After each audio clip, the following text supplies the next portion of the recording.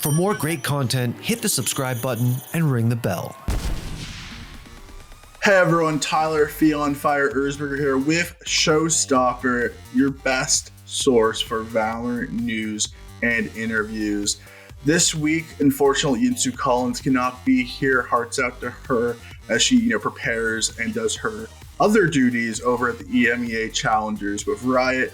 But we had to bring in our resident young person and kind of resident 100 Thieves supporter, Danny Kovu Appleford coming in.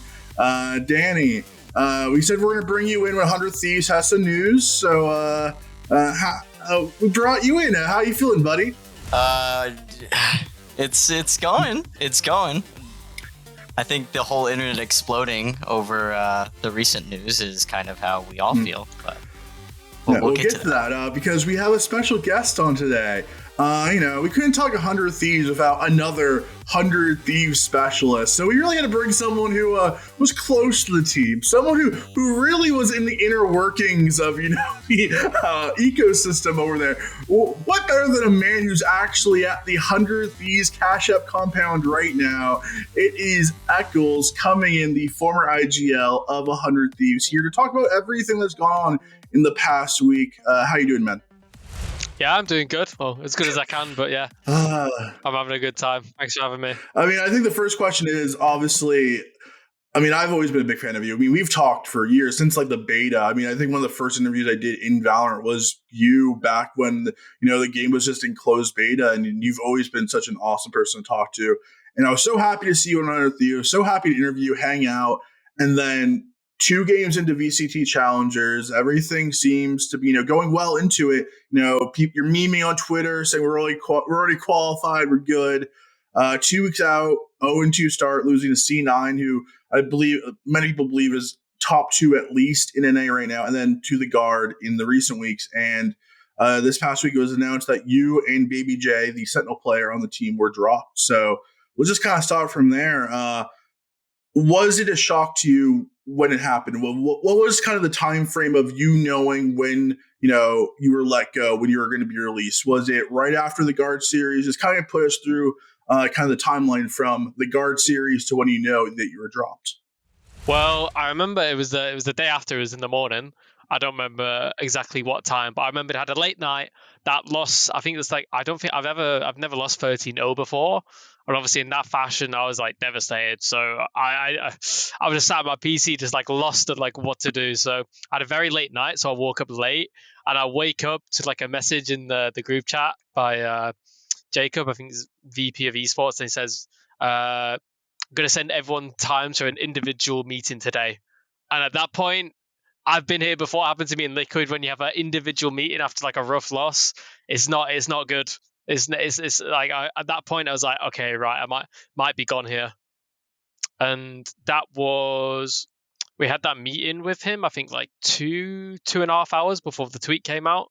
So yeah, it was really fast. It was just very quick and easy. Thank you for everything you've done. We're going to do our best to, hopefully find you a new home, whatever you need, but we're moving on. Yeah, basically, that's one thing they said, like, they're going to look after me. Like, here, obviously, they're letting me play at the Cash App Compound, let me trial for teams, let me stream from here. So, like, they're not just like, right, you're off, you've got to go. So, because I think that obviously I remember Nature saying he doesn't want to remove people, but if they think it's necessary, they will. So it's like, I guess they didn't enjoy doing this, and like, it doesn't look good for them, doesn't look good for anyone really in the situation. So I believe they didn't want to do it, but yeah.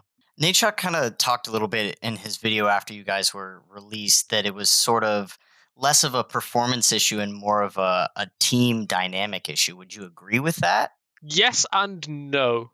Like, I think the result as well had a big effect.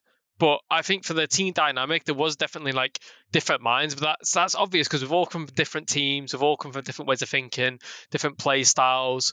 So there was definitely, it wasn't like it was an instant, okay, everyone's on the same page. Everyone thinks we should do this in this situation. But it's not always like that in teams. But it's not like we hit the ground running. I don't think we were a team that was like instantly really good. We had to put in a lot of work on maps to then be able to get it at a good level. So I think I understand that. It's not like we were the perfect fit and everything gelled and meshed easily. We definitely had to work for it to happen, and that's what we were doing. Altogether, how long would you say you guys actually practice and play together for? Because obviously you had to come in from Europe. I mean, obviously with COVID-19 and everything, the pandemic slowed everything down in terms of moving pieces, getting everyone in the same room, everyone in the same compound to practice. So overall, including the 2 weeks that you played in the VCT, how long did you guys actually play together for? I think we started from like the first week of January, I think is when we started. I can't remember exactly. My memory's quite bad for like that kind of stuff, but we did have lots of time, and I remember I think we did like a bit of a reset like halfway through. So obviously my calling style is very like slow, very like methodical. I like to not rush into things. But I remember like we were, I think like 3 weeks in or something, we had like a team discussion, and Ethan and Spencer most vocally were saying like, we don't like playing this is good. It'll be good versus like the top teams, but in NA we don't need to do this. Like everyone's too random. The other team will just make plays, just go do like stupid things. So it's like we don't need to let them do this. We can just play a lot more simple, and it'll be like more effective. So I think from then it was like, okay, I took in their experience, and like for me, it's like, okay, it's good that they let me know this because they're the experts on NA. They've been here the entire life, and I've only just got here. So if they think that'll be better, let's do that. But I think that might have been like the start of, okay, things aren't working out the best here, if that makes sense. Yeah, that makes sense. Do you think, from your perspective, because you obviously played in Europe, like you said, for a lot longer than anyone else did, do you think sort of that was a hindrance of you being the only European coming into this NA team? Or I guess my question is, do you think NA and Europe's playstyles are that different?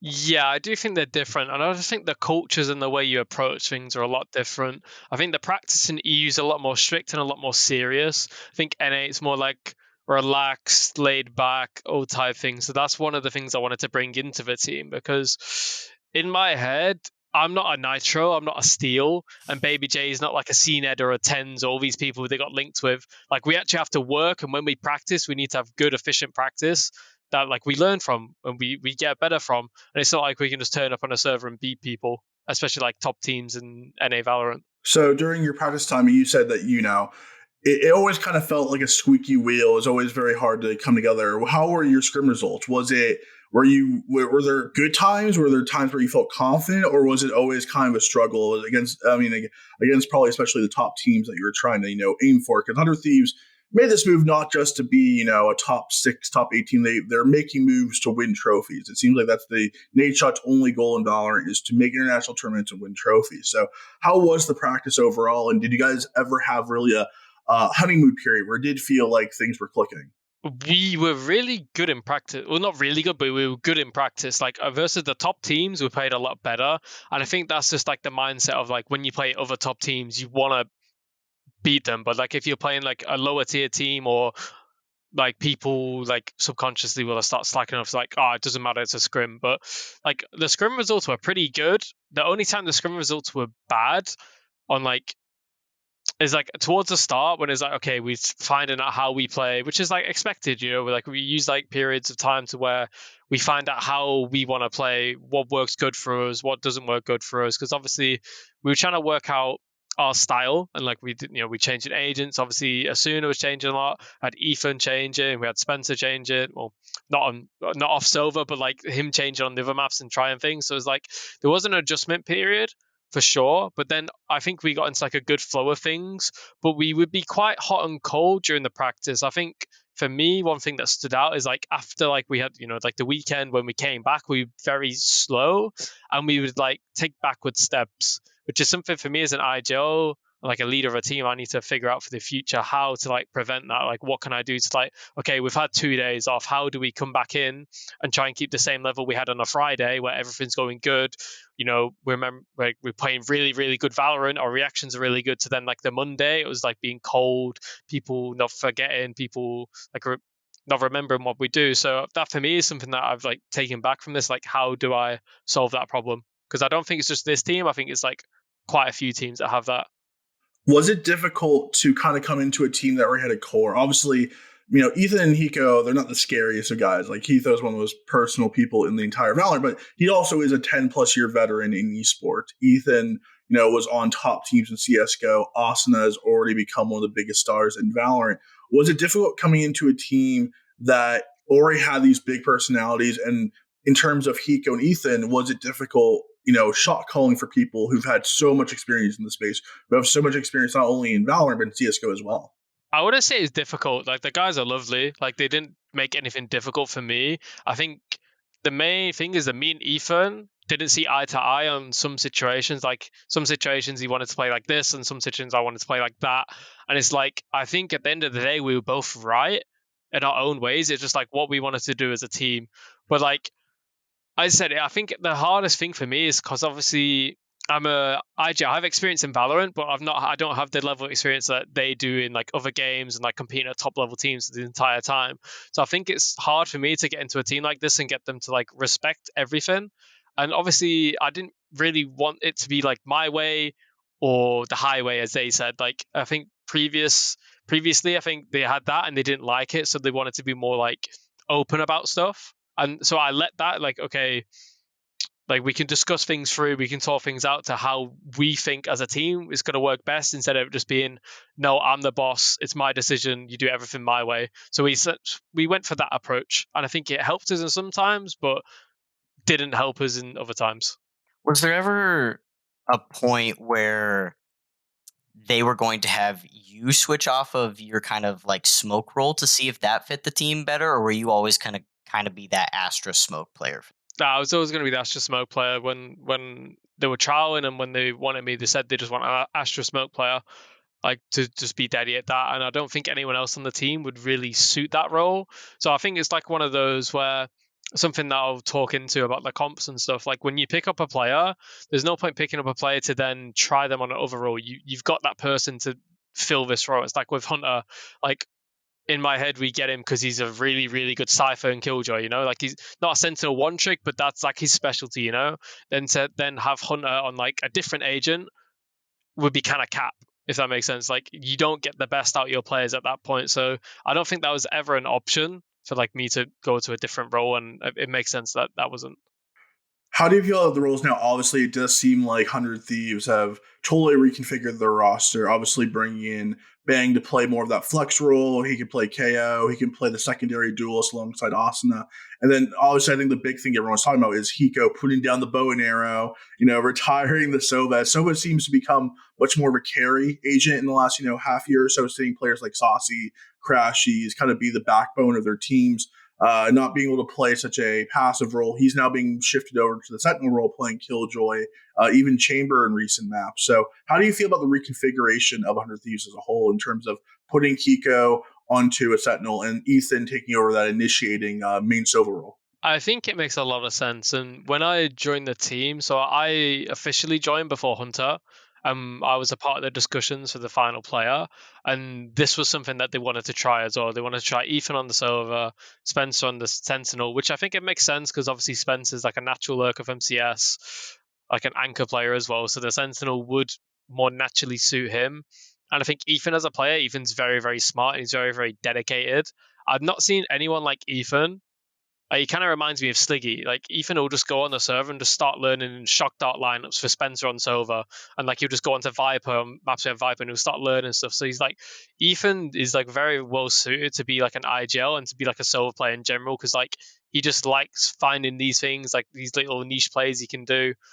So I think it makes a lot of sense, honestly. So I think they can do good with it. Just kind of like expanding a little bit more, if you are able to, because it does seem like you were signed way before, Hunter, way before BabyJ. You kind of were in that reconfiguration period where it could have been Hiko Sentinel, Ethan, Sova, you still playing Smokes over JC Stalny. What were some players that you were recommending that they could possibly grab for either the main jet role or the secondary duelist role? Because it does seem like they were trying to find that partner for Asuna before taking the, not the easiest road, but kind of a simpler road of picking up BabyJ and just kind of keeping things similar. What were kind of some players that you were looking at or recommending to Nadeshot and the GM staff? Well, that I wasn't involved in the recommending. I was involved in like the picking. But they had their big name players. I won't say who, but there are some big name players they were looking after, but things didn't, come into fruition. But they were definitely looking for like a Jet Orpa, because I think a lot of people do believe now that Asuna Peter, he's too good on a rifle to have on an AWP. But that's like his AWP is really good, and like I know he always like puts himself down, but his AWP is really really good. Like people see it in scrims. Obviously, it's not so much in the officials. Didn't have much chance, but he can do it. But the idea was he's too good to have on an AWP. Let's try and find a Jet AWPer. But I don't think there was one that we could find that we thought would like be the best option. And in my head at the time, BabyJ is like the best individual player that we could pick up. So then we just had to like, okay, we're picking up a Sentinel one chick. Let's put him as Sentinel and just go back to like how things were before. Yeah, I mean that makes sense. Like you said, you can't say obviously, but we heard rumors of who they were kind of looking at, or whatever. It's kind of interesting to see how the team has now shifted with the two newer players, I guess. But I want to kind of focus back on you as a player. You're obviously in NA. Would you be interested in staying in NA and finding an NA team, or are you open to going back to Europe and finding a European team? What's kind of the situation like for you? So right now, for me, I'm just trying to stay in NA for like however long I need to do my trials with teams. Then obviously I don't know exactly how it works with the visa situation, but I imagine once my contract gets terminated, so does my visa. So then I'll have to go back home. But I think like for now, my contract's not terminated, so I can still stay out here. And like Country Fees would be nice to let me do that, so I can get my trials in on like good ping, being on the same time zone. Then I go back. So I would be open to NA teams. I have like some trials and like I still think I've got a lot to offer, really. I think like the 100 fees thing, like some people said, like sometimes it just doesn't work. Like difference of opinions, people clash in the server. It's like sometimes it just doesn't work. And realistically, we weren't their first options, really. So that's why I'm not like taking it back as like such a surprise. I guess I probably had like more insight to that than Hunter. So that's probably why he took things a lot worse. But like for me, it's like I always had this in the back of my mind that it could happen, which I guess is not a good thing, but that's just like how it worked out. So yeah, I would play in either region. I just want a team now because I think I've been quite hard done by. I just want a team now that's like a more of like a long term project where like we stick together and actually like have a chance to like build for some results. You've now played on three of the biggest orgs in esports. You played on Team Liquid, NIP, and now 100 Thieves. The good and bad.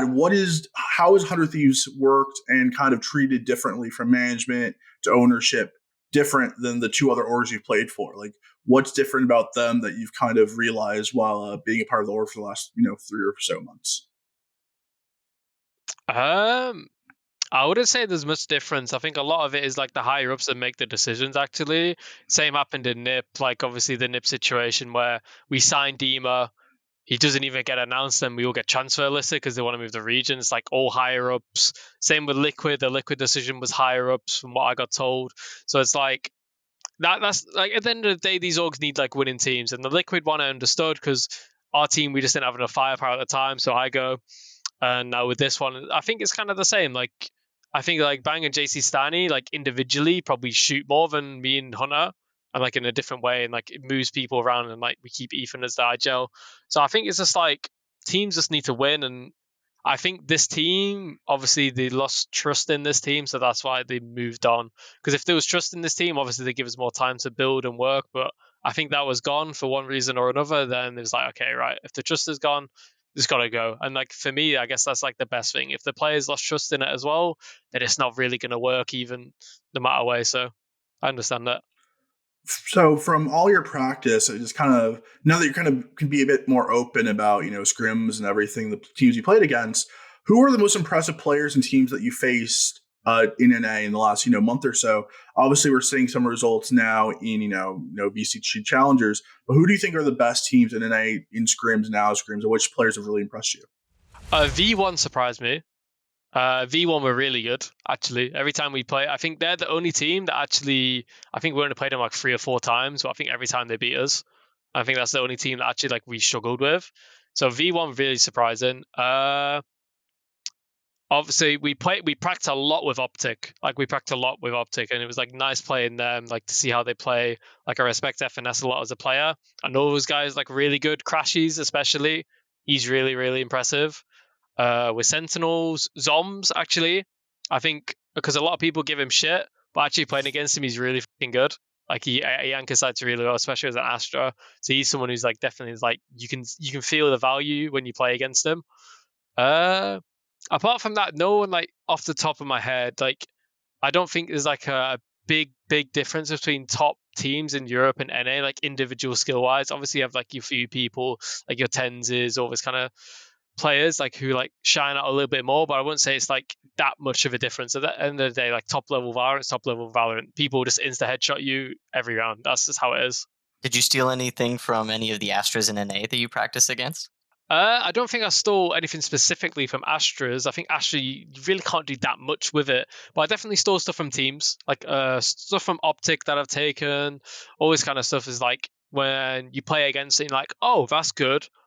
I can use that as like a concept or like a principle to use in the future, not just like stealing a straight up round, but like an idea that they do is like, yeah, I took some stuff from Optic for sure, maybe stuff from other teams as well, but yeah, mainly from them is like where I think I learned the most, or like saw, okay, these guys have some nice ideas. It's actually quite interesting you bring up V1 as the team that like surprised you and impressed you the most, because I think a lot of, if you look at social media and Reddit, a lot of the discussion even went after your sign was like Eccles versus Zander. Should they have paid the huge, perceived buyout for this, young IGL prodigy in NA?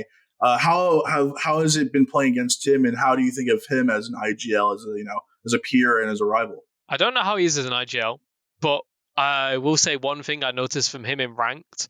Like obviously you play ranked and it's just chaos, people running around. He always plays, from what I've seen, like he plays the right way. Like he plays like for percentages, you know what I mean? He plays like win rounds. He actually tries to play good in ranked. So that's one thing I noticed him like stand out more through for like instead of the other NA players. So that's one thing I can respect him. Like he's going about it like the right way and he's trying to like build good habits. So yeah, I respect him for that. That's really cool to see in such a young player like that. That you say that he takes the time and thinks out his play style more. I think that's really interesting from someone that hasn't been doing this for a very long time. Yeah, exactly. Like I said, you have to give him the respect, and like, maybe he doesn't do it all the time. But the games I seem to play against, I remember like, oh, he's actually playing the situations right every single time. So like, it's like fair enough. He's actually looks like he's practicing, to improve actually instead of just like playing the game. Putting on your analysts, now you're kind of, even though you're still in the compound, you're kind of a foot outside the compound, so you can kind of wear a bit of an analyst cap here. Looking at the new roster, obviously Asuna in the jet role still, Bang coming in playing that flex role, JC Stoney as Smokes, Hiko at the Sentinel role, and then Ethan in Initiator main Sova role with the IGL cap now on.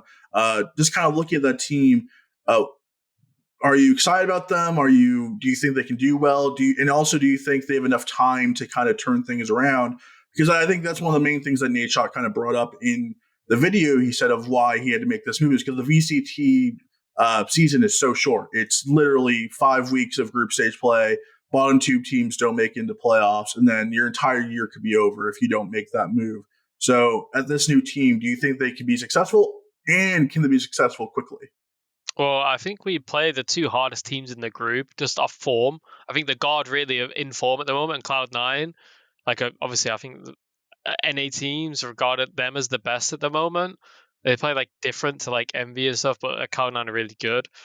I think they can do good, but I think it's like quite harsh because I get it's a league, it's a season, but I think at least give us the season because like now they have even less times. Like we've played all the two most informed teams I'd say at the moment. Obviously, no disrespect to Exit, but the Guard are like really informed at the moment.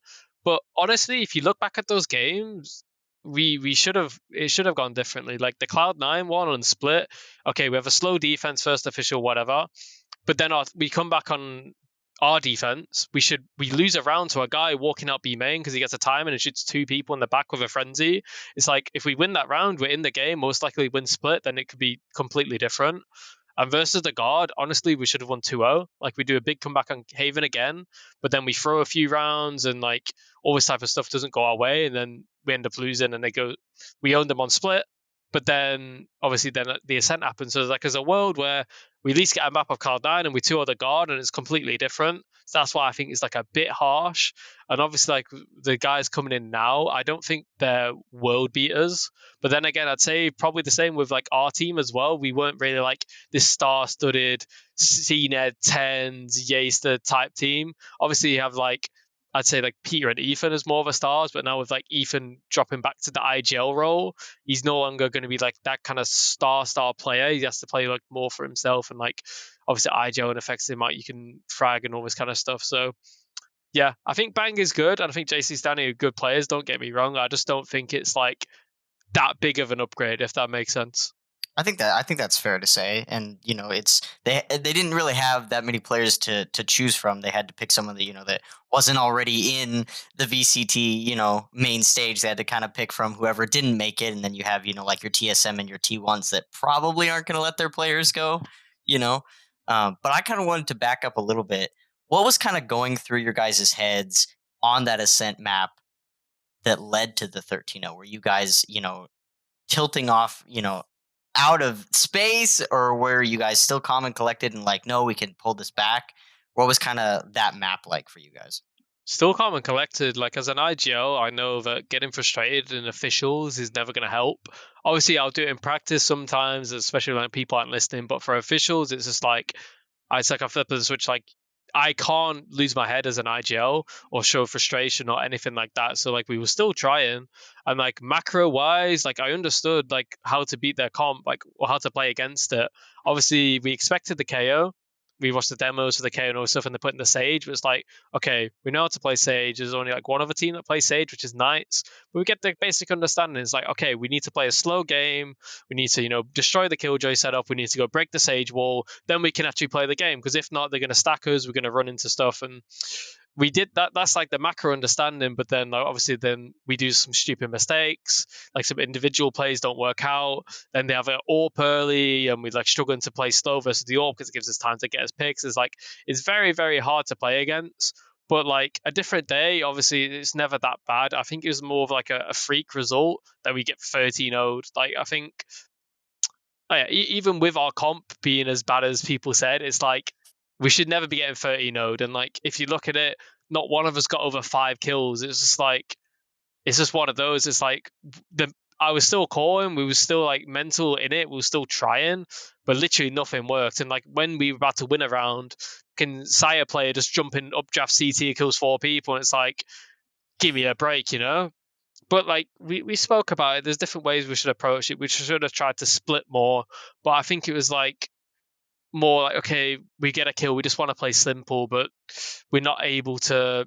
On the start of the round, we weren't able to get out their utility and stuff like that. So then the late round became very, very hard for us still. So it was a rough one, but everyone's mental was in it. No one gave up. We were still trying, and I think that's the more devastating thing about it, because we could just write off, oh, people tilted, it's whatever, but we fucking tried, and we just got owned. It was just one of those games it's never ever happened before. It seems like one of the main criticisms from analysts and just the fans at large was, as you said, the composition where you're playing with, no entry, starting on attack, where, Ethan is playing the Sky over and over again. Sky is still a viable agent, but she's not as overpowered and broken as she was back in Berlin when, he was wreaking havoc on the agent.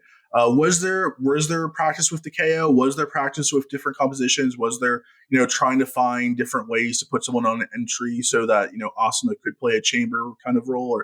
Or was it just kind of as you were saying, that the chemistry wasn't there and the pieces weren't really working outside of, just kind of doing the old standard of, Ethan on Sky and just kind of the play style you kind of lived and died with?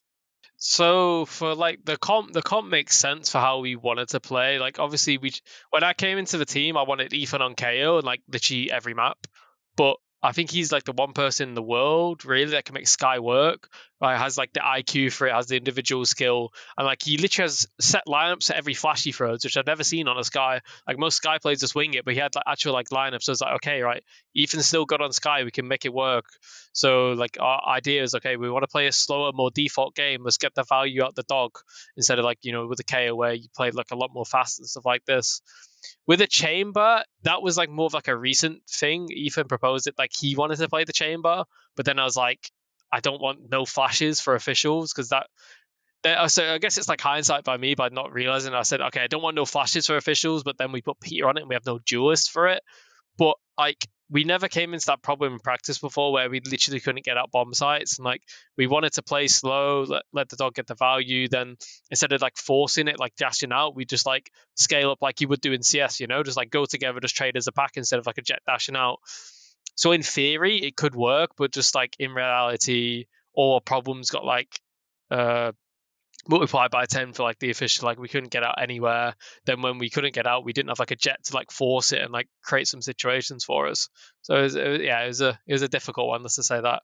As we kind of wind down here, and thank you for giving us 30 plus minutes of your time. Obviously, I would have to say, from the hundreds of players I've talked to in the Valorant scene, you were one of the most professional. I mean, I think a lot of people with the situation you were thrown into, traveling over during the pandemic, kind of basically starting a new life and then getting dumped after 2 matches, you could have been very angry. You could have lashed out, but you had one of the most professional responses I've ever seen, saying sometimes things just don't work out. Sometimes teams don't click. And I think you've shown, a level of maturity that a lot of people should follow in the esports scene. There's so many new players, there's so many young players, 15, 16, 17-year-olds signing their first contracts with these teams. What advice would you give to these young players, to the Zanders of the world, to the Cryo Cells, to these players who are getting picked out of solo queue and, being offered these contracts with teams? What advice would you give them before they sign their first contract, before they go and sign for their first real team? One, don't burn bridges, because I did that with my first ever professional team. Like me and the coach did not get along, and I think I had like not an ego, but like too much pride. I just felt like he was quite unfair on me. So it was like I was like, okay, I don't care. Like I'm just gonna do it anyway. Don't do that. Like it's not worth it, and it can harm you in the future. Another one is like, don't have an ego. Like be willing to learn. That's like one thing I would say is how I've gotten so far from like every like experienced player that's coached or IGL'd me. I've always tried to learn, and like I've just basically done the things the right way, and that's like a big thing. It goes like a lot way. Like don't give people a reason not to pick you, because at the end of the day, these top level teams, why would they pick someone who's like toxic or hard to work with when there's like another player out there who's just as good but doesn't have those traits? So that's like one thing to think about, like how you portray yourself. People think about it. People portray it. Like people ask people, how's this person like when looking to get a team? And if it's not good, then why would they bother even trialing you or picking you up when there's someone out there who can just be as good? To all the teams out there, I think I actually asked you this like 2+ years ago when you were on Fish 123 to sell yourself to potential owners. Hey, you got picked up by Team Liquid very soon after that, so maybe you'll have some good luck here. Yeah. To all the owners and people out there in Europe and NA, what kind of player would they get if they sign Eccles for their team? I'm just as you see, like I'm hardworking, I'm fair, but I will be stern. I think that's one thing as an IGL that I've like developed over the years. I need to say no, and I think I've gotten better at it. But yeah, like I work hard, I'm fair. I think I understand the game at a top level, and I still have a lot to give. So yeah, I'm just looking for like a long-term project where I can just like make something happen, and just have like a good time doing it and like enjoy being a part of the process. And just finally, what's the major lesson that when you leave the cash compound for the final time, your kind of journey of 100 Thieves, while it wasn't a long one, it was a very eventful one. What's the biggest lessons you're going to take from your stay on 100 Thieves? I think it's just like just trying to improve myself. I think it's like ways that I've not thought of before, which if I did this, maybe it would help. I think like more for me is like, to be specific, like more like how to manage people, how to like get the best out of people, and how to like when things are going wrong, how can I then help them, even if it's not my job to like help them in this regard, then how can I do that? Because at the end of the day, I think as an IGL, I'm responsible to make a team win. So I need to then be able to fix these problems as they're going on. Thank you, man. Thank you for your honest and unfiltered interview. Obviously, during these, I want to say difficult, but I know you're gonna, I know good things are in the future for you, man. You're one of the most professional and just eloquent people in the scene. If playing doesn't work out, I'm sure casting and analyst work are soon in your future whenever you want it, buddy. So thank you, Eccles. Maybe one day. You're still good at. You're not done yet to hang up the mouse and keyboard. Yeah, exactly. Yeah. I'm not hanging up the mouse and keyboard. I'm still at 5 or 10 years from now, though, the analyst desk is going to be waiting for you. I know. Yeah, exactly. Yeah. Thank you, Eccles. Thank you, Thieves Cash App Compound, for letting him do this interview. And thank you, our resident young person, Danny Appleford, for co-manning this episode. And thank you, fans, for watching this very unfiltered and just fun interview with an amazing IGL, Eccles. And we'll catch you next week. Sorry, Yinsu, I know you wanted to be here, but your UK boy did you proud. So this is Tyler, and we'll see you next week on Showstopper.